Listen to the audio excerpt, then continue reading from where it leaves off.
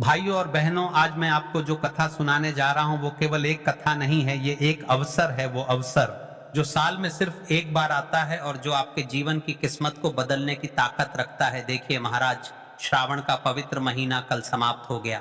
वो महीना जो भोलेनाथ को समर्पित था, लेकिन आज 10 अगस्त से एक और पावन यात्रा शुरू हो रही है। भाद्रपद मास, ये महीना दो महाशक्तियों को समर्पित है। भगवान श्री कृष्ण, जिनका जन्म इस महीने में हुआ, भगवान गणेश, जिनकी आराधना इस पूरे विशेष फलदायी होती है। और आज की तिथि है प्रतिपदा, यानी किसी भी महीने की सबसे पहली तिथि। शास्त्र कहते हैं प्रतिपदा सर्वतिथि नाम माता, यानी प्रतिपदा तिथि सभी तिथियों की जननी है, सबसे श्रेष्ठ है। यदि जीवन में दुख कष्ट है, धन संपदा में कमी है, व्यापार ढंग से नहीं चल रहा महाराज, हर शुभ कार्य की शुरुआत गणेश जी के नाम से होती है। शादी हो, नया घर हो, व्यापार हो या पूजा पाठ, सबसे पहले उनका स्मरण किया जाता है, क्योंकि वे विघ्नहर्ता हैं। आज की प्रतिपदा तिथि पर अगर कोई उपाय किया जाए और वो भी गणेश जी अर्पित करके, तो जीवन के हर काम में आ रही रुकावटें मिट जाती हैं और सुख समृद्धि का स्थायी वास हो जाता है।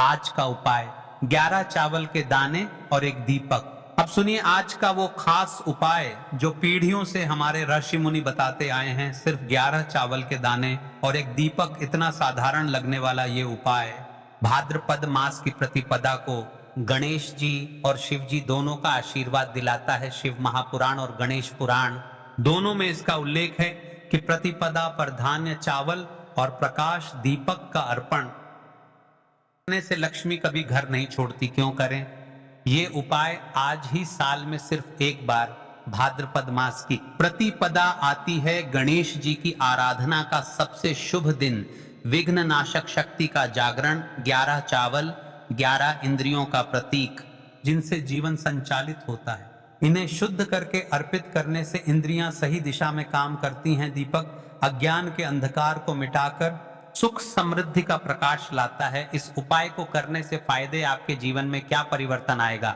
घर में धन संपत्ति की कभी कमी नहीं होगी, बिजनेस में अचानक तरक्की के रास्ते खुलेंगे, परिवार में क्लेश खत्म होकर आपसी प्रेम बढ़ेगा, कोर्ट कचहरी या सरकारी कामों में जीत मिलेगी, स्वास्थ्य में सुधार और मानसिक शांति का अनुभव होगा। अटकी हुई शादी, रुके हुए सौदे, सब में तेजी आएगी।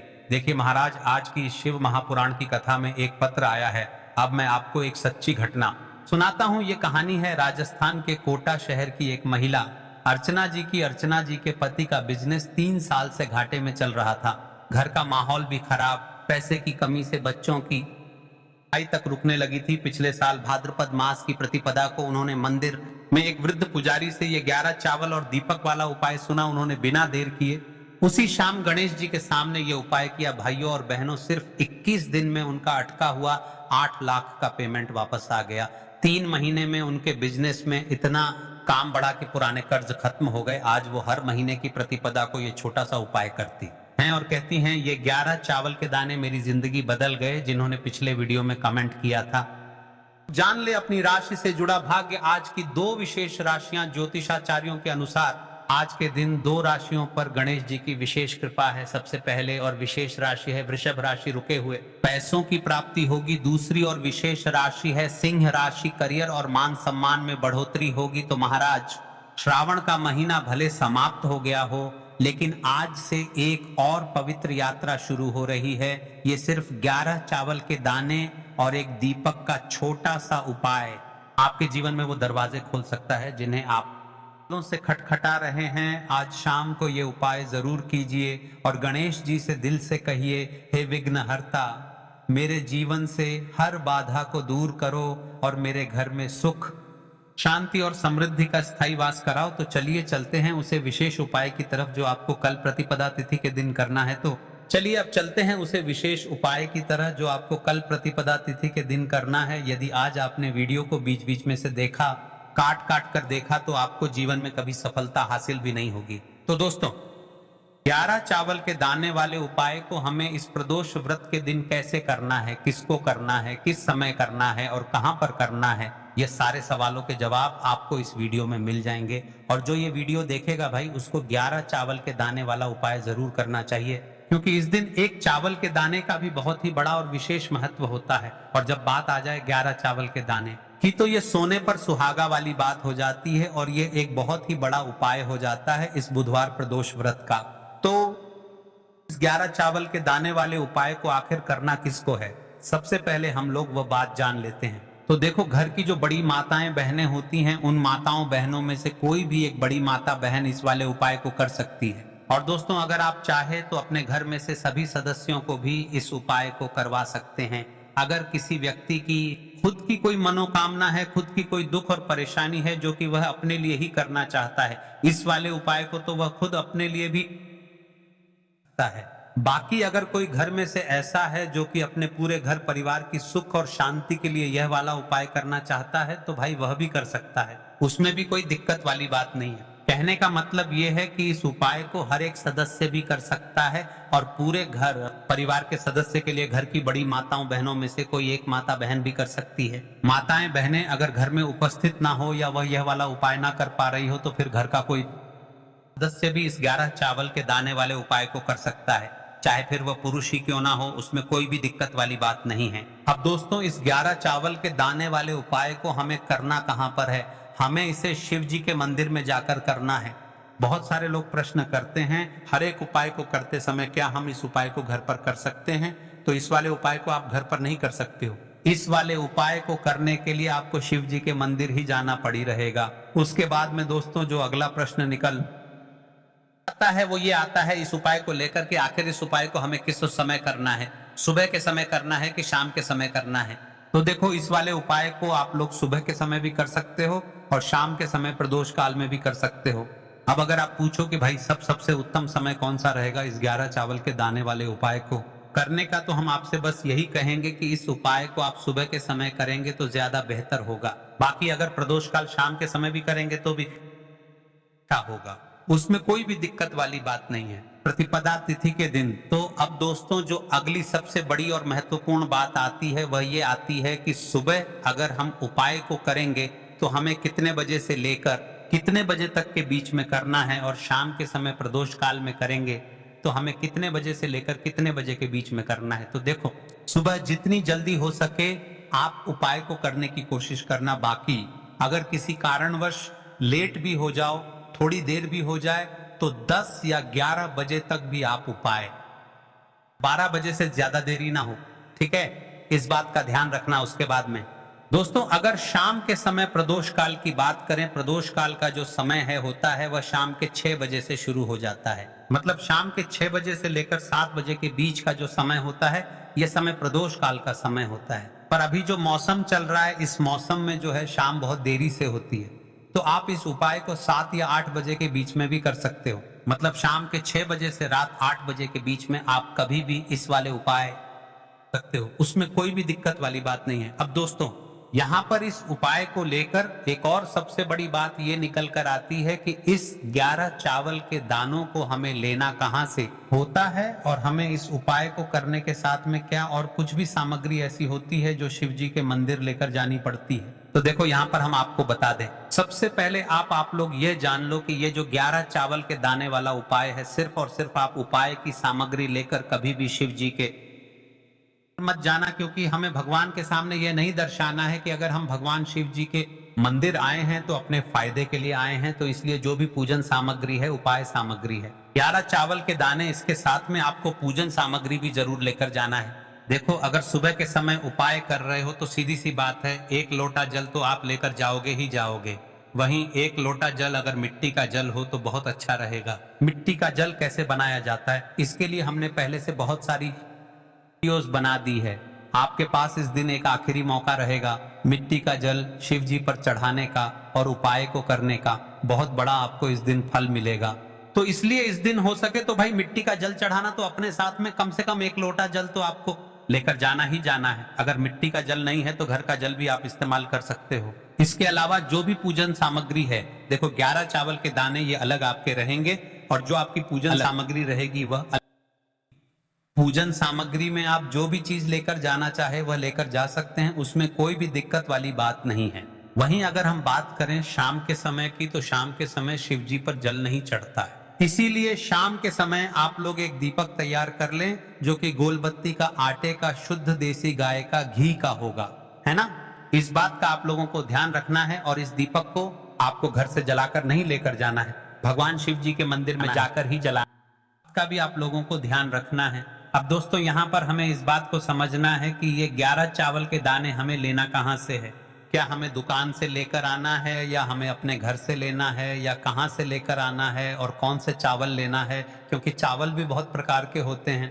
तो देखो इन सभी सवालों के जवाब आप लोग एक बात में सुन लो कि भाई ये जो उपाय है, इस उपाय में आपको ये नहीं देखना है कि भाई कौन से चावल है कौन से चावल नहीं है।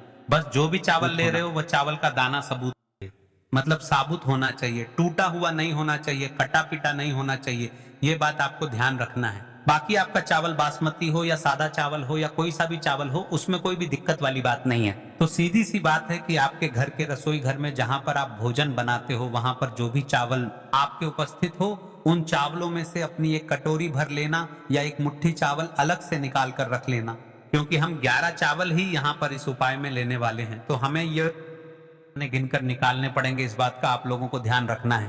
तो अपने उस चावल की कटोरी में से या चावल में से 11 ऐसे चावल के दाने आप लोग निकाल लो जो कि टूटे हुए ना हो, कटे पिटे ना हो, जिनमें कोई दाग ना लगा हुआ हो, है ना। अच्छे साबुत चावल के दाने 11 दाने आप लोग निकाल कर रख लो और इन्हें किसी भी एक कागज की पुड़िया में या किसी एक छोटी सी कटोरी में आप लोग रख लो ताकि ये सुरक्षित रहे, आपके एक भी चावल का दाना इधर उधर ना हो और आपका उपाय भी पूरा अच्छे से हो जाए। जैसे ही आपका उपाय की जो सामग्री है 11 चावल के दाने ये तैयार हो जाते हैं, उसके बाद में आपको जो भी अपनी पूजन सामग्री है, सुबह के समय कर रहे हो तो 1 लोटा जल या पूजन सामग्री जो लेकर जाना चाहो उसकी भी तैयारी कर लेना, और शाम के समय जा रहे हो तो भाई अपना जो दीपक है उसे तैयार कर लेना, ठीक है। और उपाय को करते समय शुद्धता का विशेष रूप से ध्यान रखना, ठीक है। सुबह सुबह स्नान करने के बाद ही उपाय को करने की आप लोग तैयारी करना। उसके शाम के समय की बात करें तो शाम के समय आपको स्नान करने की जरूरत नहीं है, पर शुद्धता का ध्यान रखना है।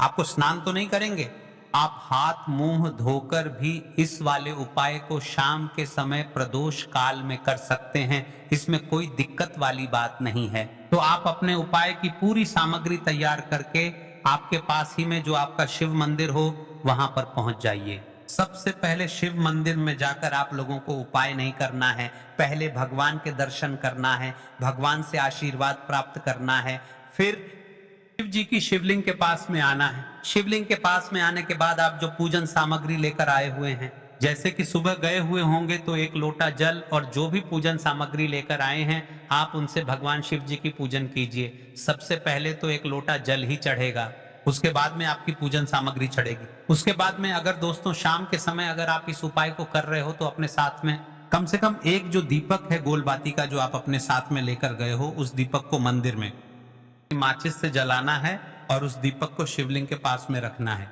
ठीक है। इस दीपक को रखने के बाद ही आप लोगों को अपना यह वाला उपाय शुरू करना है और दीपक को ज्यादा पास में मत रखना। वैसे भी गर्मी पड़ रही है, भगवान शिव जी को आंच नहीं लगनी चाहिए, है ना। तो भाई जैसे ही आपकी पूजा अर्चना हो जाती है आप भगवान शिव जी को प्रसन्न कर लेते हैं। उसके बाद में शिवलिंग के पास ही में आप कहीं पर बैठ जाइए, सामने या आसपास जिस जगह पर आपको बैठना हो वहां पर बैठ जाइए और 11 चावल के दाने अपने सामने निकाल कर रख लीजिए, क्योंकि अब यहाँ पर उपाय को यहाँ पर करने की आपको तैयारी करना है। और इस तरीके से जब आप उपाय करेंगे, पूजन सामग्री करने के बाद, पूजन अर्चना करने के बाद, तो आपको उपाय का फल बहुत जल्दी और बहुत बड़ा होकर मिलेगा। तो अपने 11 चावल के दाने अपने सामने निकाल कर रख लेना और ये जो उपाय है ये आपकी सीधे हाथ की हथेली से होगा, इसलिए इस बात का भी विशेष रूप से ध्यान रखना है। तो सीधे हाथ की हथेली का प्रयोग करके ही आप लोग अपना उपाय को करना। अपने सामने जो भी आपकी कागज की पुड़िया है उसको खोल कर रख लो, या कटोरी है तो भाई उसे अपने सामने रख लो और अपने वह 11 चावल के दाने निकाल लो, ठीक है। उसके बाद में दोस्तों अब आपको क्या करना है कि शिवलिंग आपके सामने होगी तो आपने वह 11 चावल के दाने एक एक करके आपको शिव जी के शिवलिंग के ऊपर चढ़ाना है। कहां पर चढ़ाना है? शिवलिंग के ऊपर चढ़ाना है और कहीं पर भी नहीं चढ़ाना है। आपको अपने हथेली से तो शिवलिंग के ऊपर चढ़ना है, भले फिर वह अपने आप जलाधारी पर गिर जाए या मतलब वहीं पर गिर जाए, उसमें कोई दिक्कत वाली बात नहीं है, पर आप चढ़ाओ शिवलिंग के ऊपर ही। तो आपको क्या करना है, अपना पहला चावल का दाना उठाना है, श्री शिवाय नमस्तुभ्यम बोलना है और शिवलिंग पर चढ़ा देना है। इसी तरीके से दूसरा चावल का दाना उठा है, शिवलिंग पर चढ़ाना है और मंत्र बोल देना है, और फिर तीसरा चावल का दाना उठाना है, श्री शिवाय नमस्तुभ्यम बोलना है और चढ़ा देना है। इसी प्रकार से आपको पूरे 11 चावल के दाने एक एक करके शिव जी के शिवलिंग के ऊपर चढ़ाना है और भगवान से प्रार्थना करते जाना है। मतलब प्रार्थना तो आपको आखिरी में करना है, पर हर एक चावल के दाने को चढ़ाते समय श्री शिवाय नमस्तुभ्यम जरूर बोलना है। उसके बाद ही में यह चावल का दाना शिवलिंग के ऊपर आपको चढ़ाना है। जैसे ही आपके 11 चावल के दाने शिवलिंग के ऊपर 4 हैज जाते हैं, तो भाई उसके बाद में आपको क्या करना है, भगवान से अपनी मनोकामना बोलना है। मनोकामना भी कब बोलना है, जब आपका 11 चावल का दाना आपके सीधे हाथ की हथेली में हो और आप खाने के लिए जा रहे हो, श्री शिवाय नमस्तुभ्यम बोलकर उस आखिरी चावल के दाने को शिवलिंग के ऊपर चढ़ा देना और भगवान से फिर अपनी वह मनोकामना बोल देना, जिस मनोकामना के लिए आप लोग अपना ये वाला उपाय कर रहे हो, जिस भी दुख और परेशानी के लिए आप लोग अपना ये वाला उपाय कर रहे हो। उसके बाद में जैसे ही आप अपनी मनोकामना बोल देते हो, आपका ये वाला उपाय पूरा हो जाता है। पर दोस्तों, उपाय को करने के बाद आप लोगों को 2 मिनट भगवान शिव जी के मंत्र का जाप जरूर करना है। मंत्र का जाप करने के बाद भगवान से एक और बार प्रार्थना करना है अपनी मनोकामना के लिए, या अपनी जो भी दुख और परेशानी है उसके लिए। इसके बाद में आप लोग भगवान को देखकर, भगवान से प्रार्थना करके, उनसे आशीर्वाद लेकर वहां से उठ सकते हैं और अपने घर पर जा सकते हैं। बस दोस्तों, यहाँ पर यह वाला उपाय पूरा हो जाता है। इस तरीके से जो भी व्यक्ति छोटी छोटी चीजों का ध्यान रखते हुए इस 11 चावल के दाने वाले उपाय को करेगा, निश्चित सी बात है उसे उसकी मनोकामना जल्द ही पूर्ण होगी और जो भी दुख और है वह भी बहुत ही जल्दी दूर होंगे। और दोस्तों, अगर आपको हमारी ये वीडियो पसंद आई हो तो हमारे इस वीडियो को लाइक और चैनल को सब्सक्राइब जरूर करें। हर हर महादेव, ओम नमः शिवाय। आपको लेना है तो चलिए चलते हैं अब दूसरे और विशेष उपाय की तरफ, जो आपको प्रतिपदा तिथि के दिन करना है। गोलबाती का दीपक आप चाहे तो मिट्टी का ले सकते हैं, या फिर घर से शुद्ध आटा मढ़कर उसका दीपक आप तैयार कर सकते हैं। इसके बाद आपको लेना है शुद्ध गाय का घी। अगर वह नहीं है तो कोई भी देसी घी कर सकते हैं, जिससे आपको दीपक प्रज्वलित करना है। देखो, अब यह सब सामग्री लेकर आपको जाना है।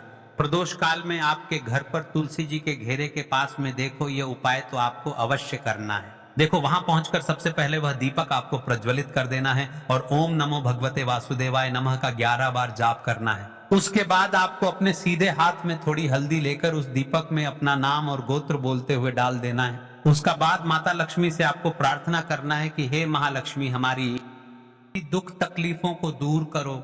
हे महादेव, हमारे सब दुख कष्टों को खत्म करो। इस भावना से आपको यह उपाय करना है। देखिए, यह थे कुछ उपाय जो आपको प्रतिपदा तिथि के दिन अवश्य करना है। प्रतिपदा तिथि कोई आम तिथि नहीं होती महाराज, यह हर तिथियां की माता होती है, हर तिथियां की जननी होती है। इस दिन किया जाने वाला यह उपाय आपके लिए फलदायी होगा। और देखिए, श्रवण माह समाप्त हो गया है, लेकिन इस माह में हम आपको कुछ ऐसे उपाय बताए होंगे जो आज तक आपने नहीं सुने होंगे और ना ही करे होंगे, तो चैनल को सब्सक्राइब करें।